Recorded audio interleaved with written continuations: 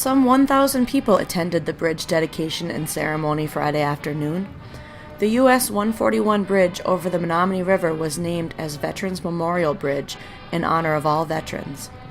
The bridge opened to traffic following the ceremony Friday afternoon. The first vehicle over the bridge was a Veterans Administration Medical Center bus full of area veterans. Several lawmakers and local officials spoke during the ceremony. God of us all, we are humbled once again by this day, which brings to remembrance that on November 11th, 1918, an armistice was signed between the Allies of World War I and Germany at Compiègne, France, at the 11th hour, on that 11th day in that 11th month. And while this day marked the official end of the war with its ceasefire and end of hostilities, the loss of 60 million young lives is still grieved and remembered. As a gesture of respect for lost life amidst the atrocities of any war, let us pause in a moment of silence before our God.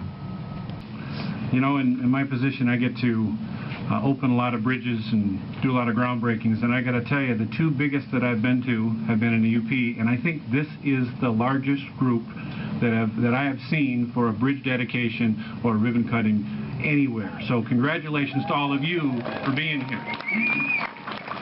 The people here today understand that this bridge is more than just a means of getting from one side of the river to the other. It's part of a comprehensive transportation system, and it's important to the economic health of our communities, both locally and regionally. And it's our responsibility to maintain that system for generations ahead. The generations before us put their transportation system in place for us. We need to make sure it's there for all these young kids to the side. A previous bridge that was here served us well for many, many, many years. This new bridge was built with the future in mind. It's wider so it can accommodate those commercial vehicles. It's got the separated sidewalk path that'll be an attraction to pedestrians and bicyclists that are visiting in the area. And this bridge is going to serve us for many decades into the future. Veterans Day, or Armistice Day as it's also known, was born in blood in 1918 at the end of the Great War. This day, honoring our military heroes, is celebrated on the 11th hour of the 11th day of the 11th month. Today we stop and remember that without this country's veterans, many dead and many alive, there would be no America. And Bruce first called me up with the idea, and Rob Langsford, it was, so I said, oh sure, that sounds like a great idea. That shouldn't be any problem. So then I called a couple of previous state senators to ask them about it, and they're like, oh, you've got to make that a priority request, and you've got to hustle it, and I did. And fortunate to have their experience and help to draw on to make that happen. It's till all success be nobleness, and every gain divine. Today we honor our nation's veterans, and we ask you to pledge allegiance once again to those who pledged all. Working with Senator Holprin, it was a great honor for myself to take and work and get this legislation done and be able to open this bridge up and name it the Veterans Memorial Bridge. To all the veterans that are here today, thank you, and thank you from the bottom of my heart for everything that you've done to keep our country free and all the sacrifices that you and your families have made.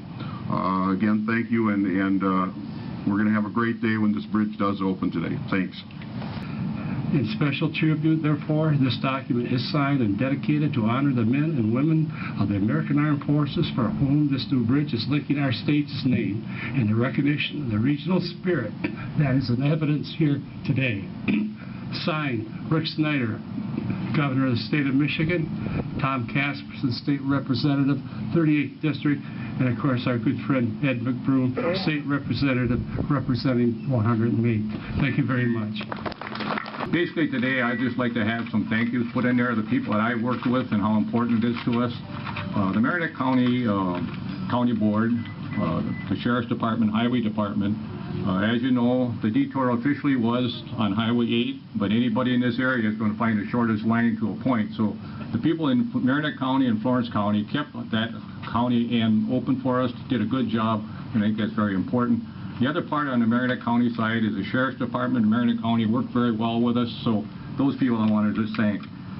The bridge workers, they're very courteous. I've down here a number of times. They'll always answer the questions. They did a very good job. It was kind of interesting. It seemed like you're never going to get it up to this point where they had the concrete going, but when you once got above the water, they really did fine. And what the bridge and veterans have in common.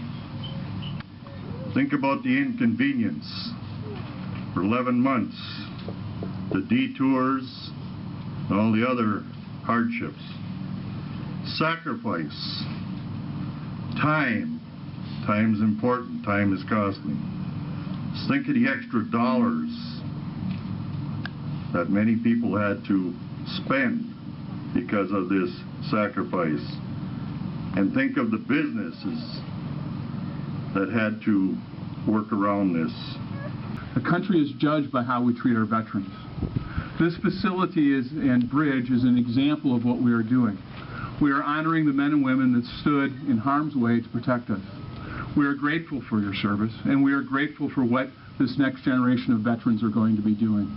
It reads, whereas the new U.S. Highway 141 bridge over the Menominee River between Iron Mountain, Michigan and Niagara, Wisconsin is being dedicated and renamed Veterans Memorial Bridge on Friday, November 11, 2011, in honor of the shared sacrifices and service of men and women throughout the border region.